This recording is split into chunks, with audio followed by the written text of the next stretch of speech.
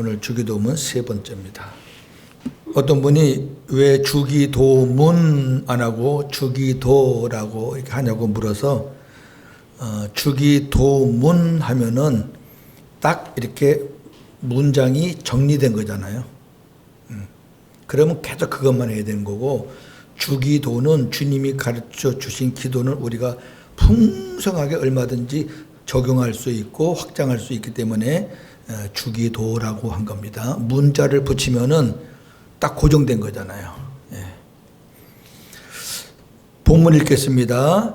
그러므로 너희는 이렇게 기도하라. 하늘에 계신 우리 아버지여, 이름이 거룩히 여김을 받으시오며 나라가 임하시오며 뜻이 하늘에서 이루어진 것 같이 땅에서도 이루어지이다. 오늘 우리에게 일용할 양식을 주시옵고 우리가 우리에게 죄 지은 자를 사하여 준 것 같이 우리 죄를 사하여 주시옵고 우리를 시험에 들게 하지 마시옵고 다만 악에서 구하시옵소서. 나라와 권세와 영광이 아버지께 영원히 있사옵나이다.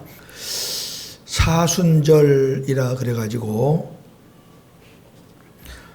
고난주일 40일 전부터 여러 가지 그 예식을 행하는 그런 교회들이 있습니다. 사순절은 우리 기독교 문화가 아니라 그거는 천주교 문화입니다. 그리고 그 사순절 때 그 신부들이 후드 색깔을 바꿉니다. 노란색, 초록색, 빨강색 해서 그 천주교는 의식을 굉장히 강조하잖아요.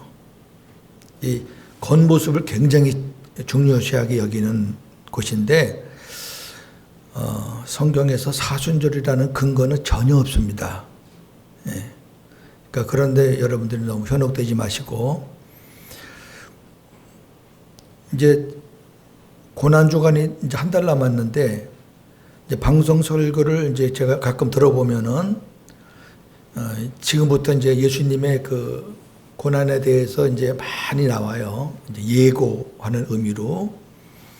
제가 그런 걸 듣고 오늘 칼럼을 썼어요.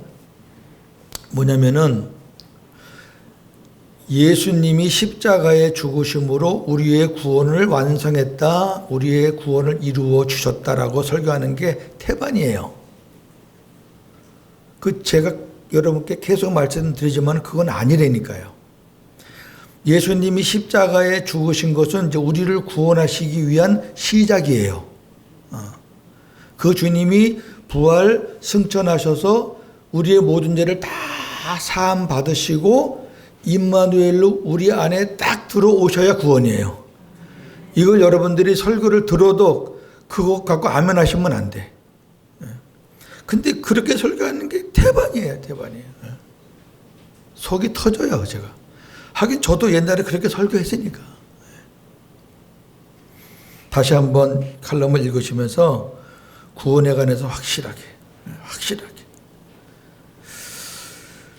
주기도는 예배를 시작하거나 마칠 때 사용하는 의례적인 형식적인 기도가 아닙니다. 지난주에 이어서 계속 강의합니다. 오늘은 죄 사함과 용서에 대한 말씀입니다. 아주 중요하고 우리한테 아주 필요한 말씀이죠. 매일매일 우리는 이 부분과 싸워야 되니까. 성령의 가르침으로 주기도에 담긴 하나님의 뜻을 깨닫게 되기를 원합니다. 7번째입니다. 우리가 우리에게 죄 지은 자를 사하여 준 것 같이 우리 죄를 사하여 주시옵고. 죄에 대해서 마태와 누가는 다른 용어를 사용하고 있습니다. 마태는 죄를 빚, 우리가 남한테 빚졌다 그러잖아요. 빚, 의무 이런 뜻으로 사용하였고, 누가는 죄를 관역에 빗나갔다, 기준에 어긋났다라는 뜻으로 사용하였습니다. 이를 상세히 설명하면 마태는 반드시 갚아야 할 의무가 있는 빚을 죄라고 했고, 누가는 하나님의 말씀의 관역에서 벗어난 빗나간 생각과 말과 행동을 죄라고 했습니다. 그러니까 죄를 안 짓는 사람이 어디 있겠어요? 다 걸리지. 예. 마태와 누가가 말하는 죄는 보는 각도에 따라 다른 것 같지만 실상은 같은 의미입니다. 이렇게 모든 인간은 하나님 앞에서 죄의 빛을 진 인간들입니다. 죄의 빛을 진 자들입니다. 그러나 이 빚을 갚을 사람은 아무도 없습니다. 어떻게 갚아요?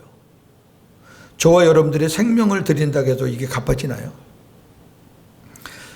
이 죄의 빚을 갚지 못하면 모두 다 사망입니다. 그게 심판이에요. 그래서 하나님께서 아들 예수를 보내어 십자가에 죽게 하시고 부활 승천시키신 후 하늘 지성소에서 인류의 모든 죄를 탕감해 사해 주시고 새 언약의 중보자로 그리스도를 영으로 다시 세상에 보내셨습니다. 이러한 그리스도를 마음에 영접한 자는 모든 죄를 사함 받아서 구원을 받게 되는 것입니다. 할렐루야. 이 복음이에요. 이거 어렵지 않죠? 수백 번 들었잖아요. 여기까지 와야 되는 거예요. 용서. 주기도는 13절로 끝나요. 이제 다음 시간에 이제 13절 할 건데, 근데 13절 끝난 다음에 14절, 15절이 나오는데 그 내용이 묘해요. 오늘 우리가 용서라는 말씀을 할 건데 그 용서라는 말씀을 주님이 더 확장해서 깊게 말씀하신 거거든요. 그래서 이 14절, 15절은 주기도의 연장으로 우리의 약한 부분을 강조하신 것이다. 이렇게 보시면 되고요. 자, 마태복음 6장 14, 15절.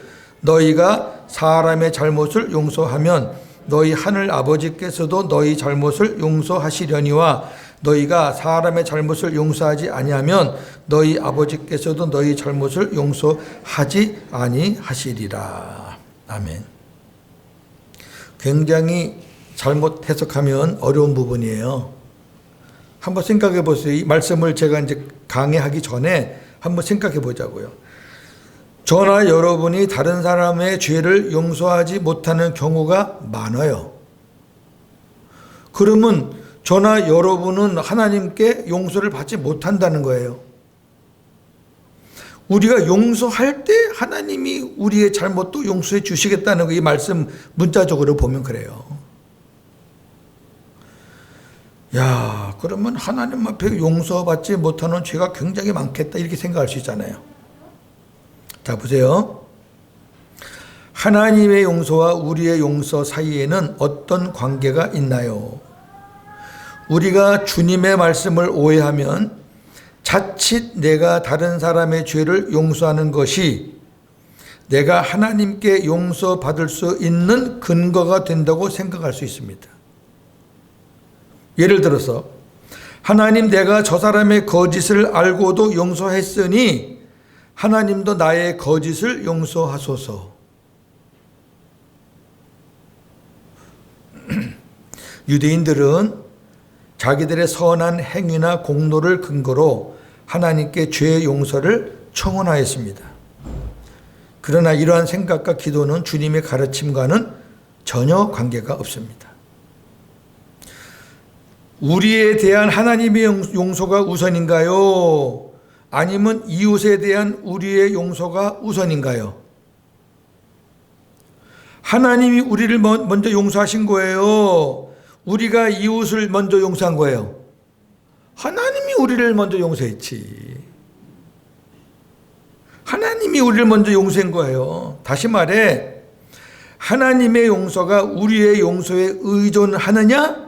아니면 우리의 용서가 하나님의 용서에 의존하느냐의 문제인데, 결론부터 말한다면 우리의 용서보다 하나님의 용서가 우선이라는 거죠.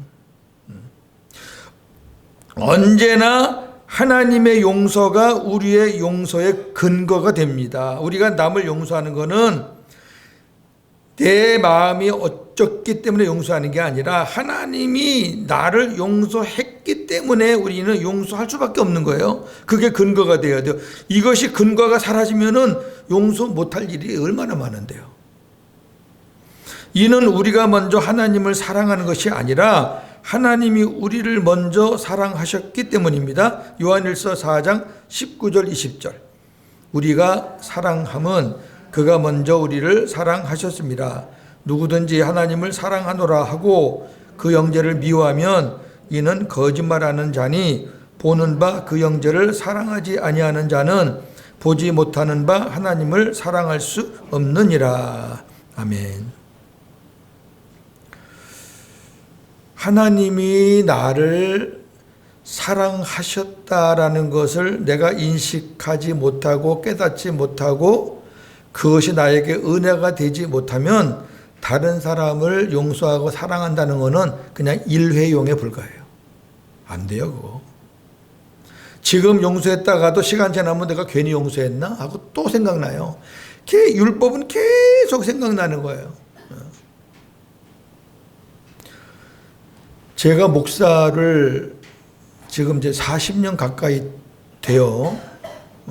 40년까지는 안 돼도 한 35년은 되네요. 목사만 전도사 빼고.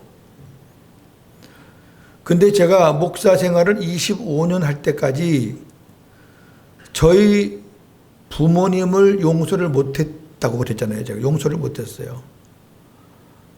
어릴 때 갓난아기와 비슷할 때 저를 버리고 도망간 우리 어머니를 제가 용서를 못했어요. 그것이 이제 미움이 증오가 되고 이래가지고 목사가 됐음에도 불구하고 그게 그냥 남아있는 거예요. 마귀 새끼는요, 그거 안 놓치거든요. 다. 너는 너를 그렇게 두고 나간 너희 부모 용서할 수 없어. 그 부모는 용서받을 수 있는 부모가 아니야. 막 이렇게 이제 계속 그런 생각을 주는 거죠. 그것 때문에 저는 진짜 많이 울고 많이 힘들었어요. 왜? 목사인데 이거 해결을 해야 되는데 해결이 안 돼요. 심리학을 공부해도 안 되고 상담학을 공부해도 안 되고 별거 다 했어요. 그 문제 때문에 안 돼요. 근데 우리 이 목사님 만나서 복음 듣고 그걸 내가 받아들이고 주님이 내 안에 오셔서 제 고윤재의 마음, 강팍한 단단한 마음을 다 이렇게 누그러뜨리고 주님의 부드러운 마음으로 이렇게 바꿔주시니까 그냥 어느 날 갑자기 우리 어머니가 긍휼히 여겨지고 오죽하면 어린 아기를 두고 나가셨을까? 그 어머니의 그때 상황이 어땠을까? 여기가 이제 생각이 되는 거죠. 그때는 그런 생각은 없어요. 그 이후로 제가 찾아가서 어머니한테 엎드려서 죄송했다 그러고 끌어안고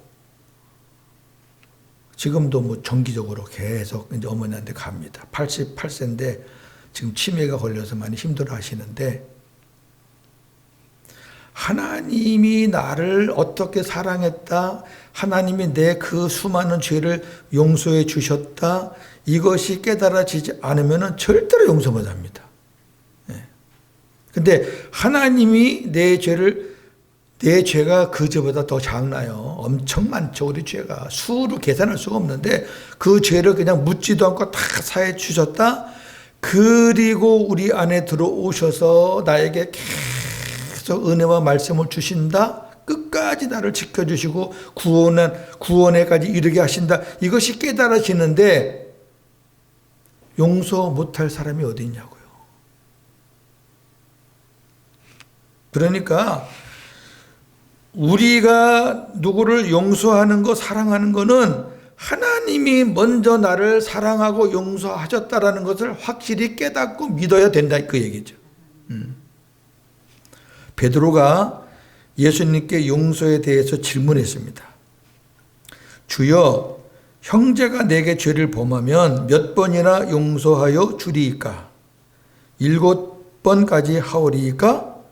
그러자 주님은 7번뿐 아니라 7번을 70번까지라도 용서하라고 대답하셨습니다. 마태복음 18장 21절 22절. 그때에 베드로가 나와 이르되 주여, 형제가 내게 죄를 범하면 몇 번이나 용서하여 주리이까? 7번까지 하오리이까? 예수께서 이르시되 네게 이르노니 7번뿐 아니라 7번을 70번까지라도 할지니라. 이 말은 이런 말이에요. 너희는 하나님으로부터 그 이상의 죄를 용서받았으니까 끝까지 용서해라. 그러니까 네가 지금 형제를 용서하지 못하는데 너는 하나님으로부터 그 형제가 지은 죄 이상의 것을 용서받았어. 이 말씀을 마치신 예수님은 베드로에게 악한 종의 비유를 말씀하셨습니다.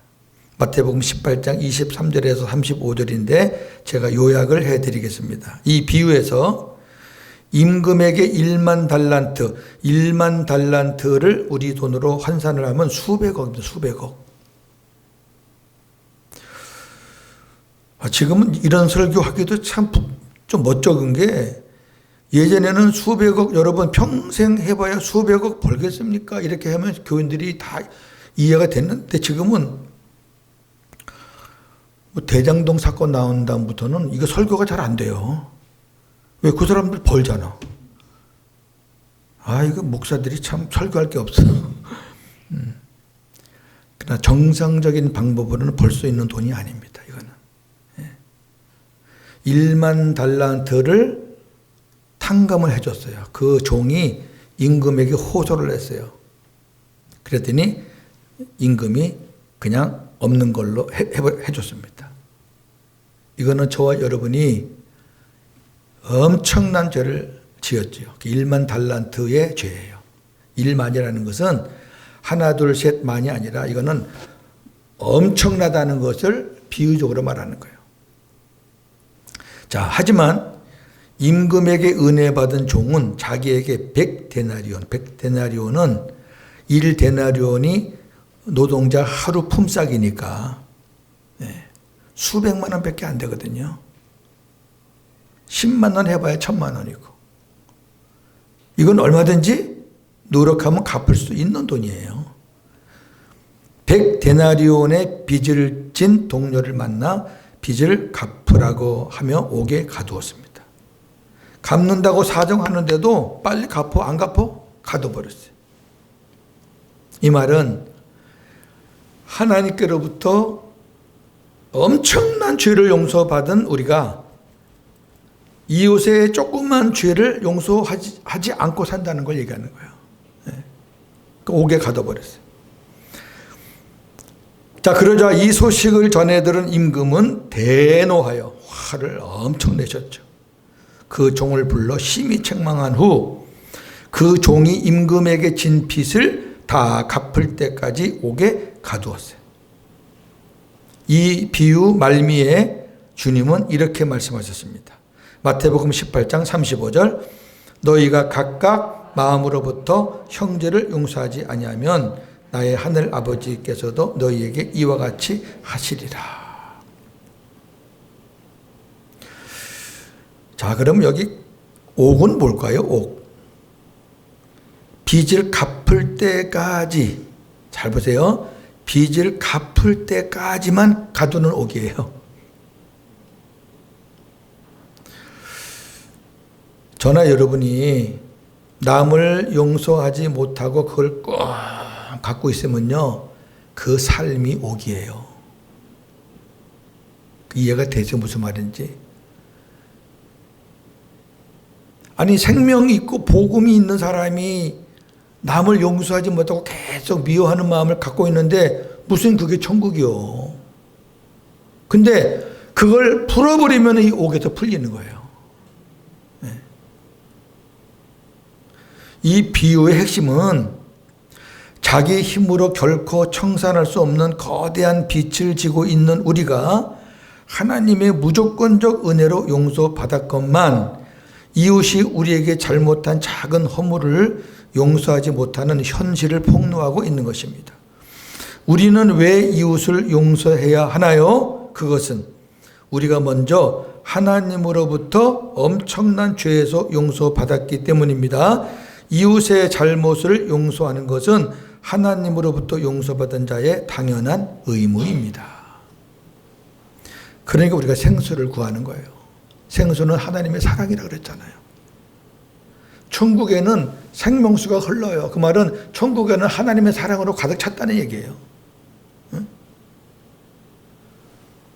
그러니까 강팍한 고윤제의 마음 갖고는 용서 못할 게 있다니까. 고윤제의 마음 갖고는. 근데 생수를 구해서 주님이 내 마음을 다 눌러주시고 주님의 마음으로 바꿔서 내 마음속에 평안함이 오고 내 마음속에 하나님의 사랑이 차면 그 용서가 되는 거예요.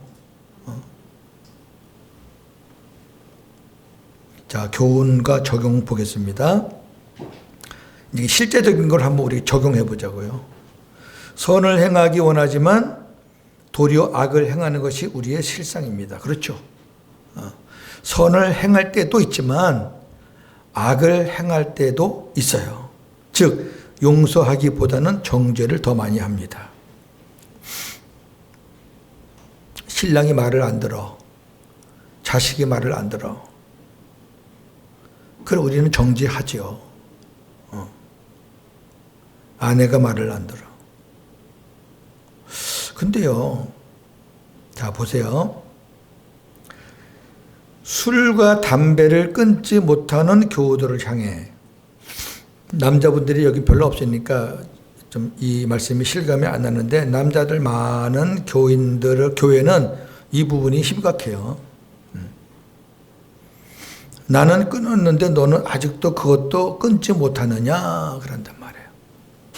그러니까 정죄하는 거죠. 너 지금 죄 짓고 있어. 또 사정상 주일 예배 참석을 잘 못하는 교우들을 향해 나는 오전 오후 예배 기도 모임도 나오는데 너는 주일 예배도 제대로 참석하지 않느냐 하고 정죄합니다. 우리는 이제 옛날에는 이런 사람들한테 뭐라 그러냐면은 아유 저 사람 믿음이 없어서. 여러분 조심하셔야 돼. 행동 잘못하는 거 갖고 믿음이 없다 있다 하면은 그 천국 갈 사람이 어디 있어요? 아 그렇게 말하는 쥐는 뭐 실수 안 하나? 믿음이 없는 게 아니에요. 마음이 약한 거예요. 마음이. 주님의 마음이 약한 거라고. 물론 생명 안 된 사람은 뭐 얘기할 것도 없고, 저와 여러분 생명된 사람이 이러한 남을 우리가 정죄할 때가 있잖아요. 있지 왜 없겠어요. 속을 썩이는데. 아이고 이놈의 자식 누굴 닮았, 누구 낫기 뭐 자기 닮았지. 우리 아들이요, 이제 장가 가기 전에 이제 저희 교회 인사 한번 하러 올 건데 저랑 비슷하게 생겼어요. 옛날에 제가 막 뭐라 그럴 때 꼭 그랬죠. 너 누구 닮아가지고. 지금 생각해보니까 다 저 닮았더라고. 고집이 세거든요. 근데 이제 그 걔는 다른 고집보다도 어릴 때부터 컴퓨터 만지는 걸 되게 좋아했어요. 그때는 이제 컴퓨터도 뭐 이제 지금까지 좋은 게 아니고, 뭐 386, 286 이런 거. 그 다음에 그 컴퓨터 앞에서 게임하는 거 되게 좋아했어요. 근데 제가 목회할 때만 해도 뭐 게임 그러면은요, 굉장히 그 타부셨거든요. 그러니까 얘가 이제 숨어서 하다가 이제 아빠가 교회 가면 하다가 또 들어오면 이제 이렇게 싹 숨기고 그런 일을 많이 했거든요. 그럼 저는 이제 저한테 들키면 또 혼내고. 그리고 이제 걔가 고등학교를 이제 외고로 가면서 학교에서 이제 기숙사에서 자립을 하게 됐어요.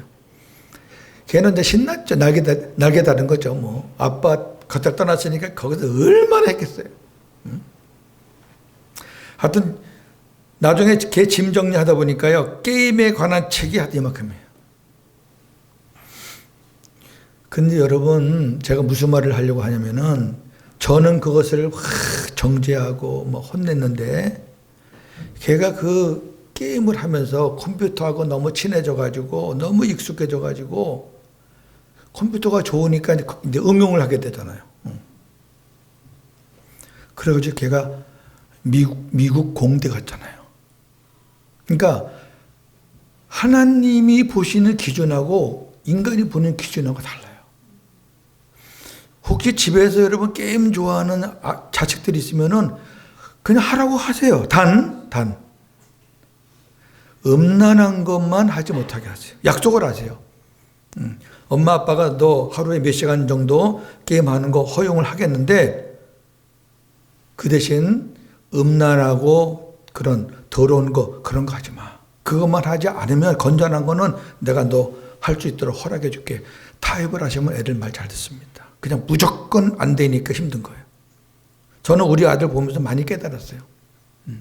그래서 그 다음부터는 무조건 그 자녀들이 잘하는 거 있으면 그 잘한다는 게 좋아하는 거거든요. 좋아하는 게 잘하는 거죠, 뭐. 좋아하는 거 있으면 그걸 개발시켜줘라. 그럼 하나님께서 지금은 시대가 다양하니까 다 그렇게 하잖아요. 직장 생활 뭐 그렇게 해봐야 한 달에 돈 300~400만 원 받지만 뭐 조금만 잘하면 한 달에 300~400만 원 받는 거 우습잖아요. 시대가 바뀌었어요. 또 달란트라는 것이 한 사람에게 똑같은 거 주는 게 아니잖아요. 다 다양하게 주는 거잖아요.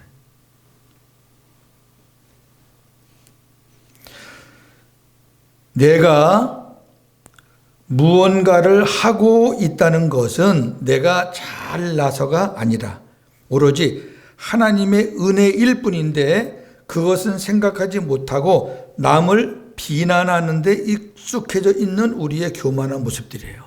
여러분, 교만한 겁니다. 정죄와 비판은 하나님이 하시는 거지 저와 여러분들의 몫이 아니에요. 모든 것이 하나님의 은혜임을 고백하는 것이 겸손입니다. 어떤 상담할 때 부모님이 그런 말씀을 한 게 제가 기억이 나요. 한참 전 얘기지만 그렇게 자식이 그냥 말썽 부리고 겉에서 집 나가고 그냥 패거리 싸움하고 막 이런 친구가 어떻게 잘못 걸려가지고 패거리 싸움하다가 죽었어요. 죽고 나니까 그 부모가 뭐라 그러겠어요, 여러분? 아무리 깡패 같은 자식이라도 살아있는 게 더 좋을 뻔했다는 거죠. 그럼 그래요. 그럼 지금 여러분이 미워하고 여러분하고 갈등을 겪는 사람이 만약에 죽었다고 생각해 보세요. 생각이 달라져요.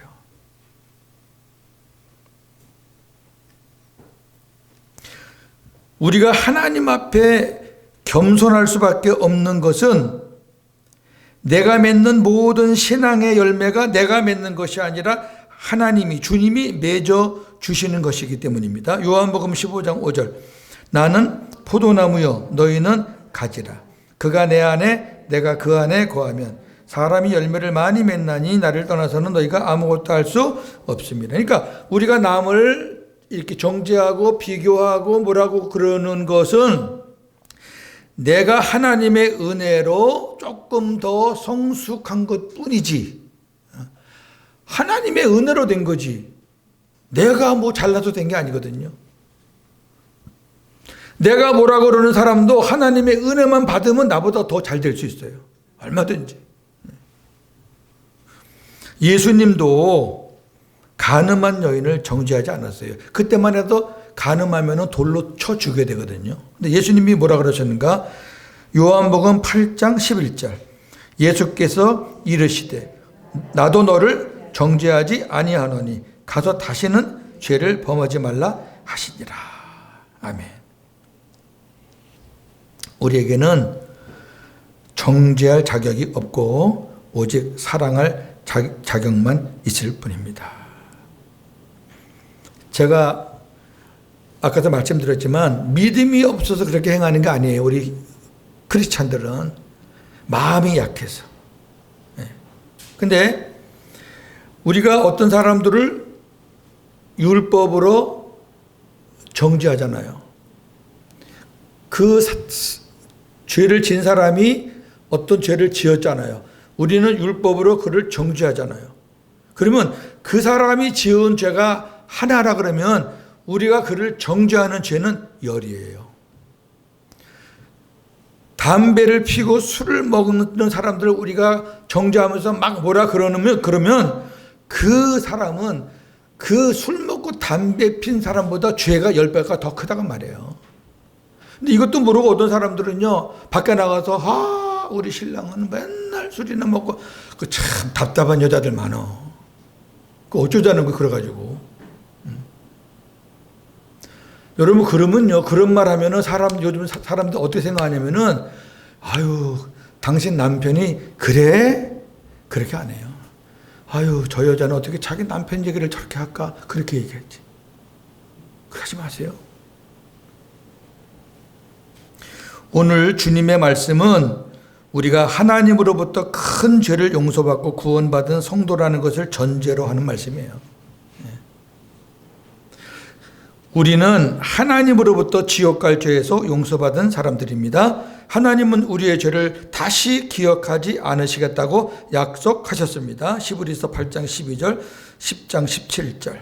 동이 서에서 먼 것 같이 우리의 죄를 도말하셨습니다. 도말이란 것은 깨끗이 없애주셨다는 거죠. 시편 103편 12절. 우리의 죄를 흰 눈처럼 양털처럼 깨끗하게 씻어주셨습니다. 이사야 1장 18절. 그렇다면 우리는 살아가는 중에 서로 간에 짓는 죄를 용서하며 살아야 합니다. 우리가 상대방을 정죄하는 죄는 나도 상대방에게 얼마든지 지을 수 있는 죄입니다. 뭐 상대방이 막 이러잖아요. 나중에 시간 지나고 나면 그 사람이 지은 죄를 내가 짓고 있어요. 우리가 과거 율법으로 살 때에는 상대방의 죄에 대해서 정죄하고 고소하는 기도를 많이 했습니다. 마치 법정의 검사처럼 상대방의 죄를 나열하고 자신의 피해를 증언하는 그런 기도 말입니다. 그러나 우리가 복음의 사람이라면 그러한 기도를 해서는 안 됩니다. 오히려 하나님의 큰 용서를 받았음에도 불구하고 이웃의 죄를 용서하지 못하는 것에 대한 자신의 연약함을 하나님께 자백하며 용서를 구해야 됩니다. 요한일서 1장 9절. 만일 우리가 우리 죄를 자백하면 그는 미쁘시고 의로우사 우리 죄를 사하시며 우리를 모든 불의에서 깨끗하게 하실 것입니다. 자, 마지막 요거 말씀 드리고 마칠게요. 성경에 보면 주님이 내 안에, 그리고 내가 주님 안에, 이런 말이 있어요. 주님이 내 안에, 내가 주님 안에. 어떤 게 먼저죠? 주님이 내 안에와 내가 주님 안에. 그렇죠, 그렇죠. 주님이 내 안에가 먼저죠. 주님이 내 안에 들어오면 구원이죠. 그러면 내가 주님 안에는 왜 필요해요? 주님이 내 안에 계시니까 이제부터는 내가 그 주님 안으로 들어가는 거죠. 그 주님이 여기 계신 주님이 아니라 내 안에 계신 주님으로 들어간다는 얘기는 주님과 이제 우리가 내 안에 오신 주님을 왕따시키지 말고 주님과 친밀하게, 주님과 더 가까이, 그 얘기가 내가 주님 안에, 그런 얘기예요. 하나님이 나를 용서한 게 먼저예요? 내가 이웃을 용서한 게 먼저예요? 하나님이 나를 용서한 게 먼저잖아요? 그러면 이제 우리는 그 용서를 받았으니까 우리는 이웃의 죄를 용서하며 사는 것이 당연하다는 거죠. 똑같은 거예요. 이거를 바꾸시면 안 돼요.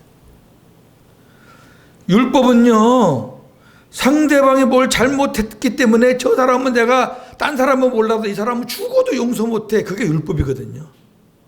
그 죽어도 용서 못하면 그건 죽어서 가는 거지, 지옥 가는 거지 뭐. 그렇게 살 수 없다 우리는. 하나님께 이렇게 기도하면서 오늘 말씀을 좀 마무리했으면 좋겠어요. 같이 한번 기도하겠습니다. 시작. 하나님, 저의 마음으로는 이웃을 용서할 수 없습니다. 저에게 하나님의 사랑, 생수를 부어주셔서 이웃을 용서할 수 있는 주님의 마음을 주시옵소서. 아멘. 한 주간도 복음으로 승리하시는 저와 여러분 되기를 주님의 이름으로 축원합니다. 하나님 아버지 감사합니다. 오늘 죄 사함과 용서에 관한 말씀을 우리가 나누었습니다. 우리가 남을 용서한다는 것이 우리 힘으로는 정말 어려웠습니다. 왜 어렵냐면은 그 사람 때문에 내가 손해를 받고 피해를 입었고 또 그 사람의 그 잘못하는 것이 눈에 보이기 때문에 우리는 그 사람들을 용서할 수가 없었습니다. 그런데 하나님의 사랑을 깨닫고 내가 얼마나 악한 죄인이라는 것을 우리가 발견하고, 그럼에도 우리 주님이 그 모든 죄를 다 용서하시고 씻어주시고 우리 안에 나와 함께 사시겠다고 들어온 것을 우리가 진심으로 깨닫는다면 용서하지 못할 게 뭐가 있겠습니까? 우리가 정죄하는 그 죄가 그 무엇이 된다고 해도 그 사람이 지은 죄보다 내가 정죄하는 죄가 더 크다는 것을 깨닫고 우리가 바리새인처럼 살지 않기를 원합니다. 오늘 우리가 기도했듯이 우리 마음으로는 아무도 용서할 수 없습니다. 그러기에 내 안에 가진 주님께서 하나님의 사랑 생수를 많이 부어주셔서 주님의 마음으로 이웃을 용서할 수 있는 그런 우리의 삶이 되게 하옵소서. 예수님의 이름으로 기도합니다. 아멘.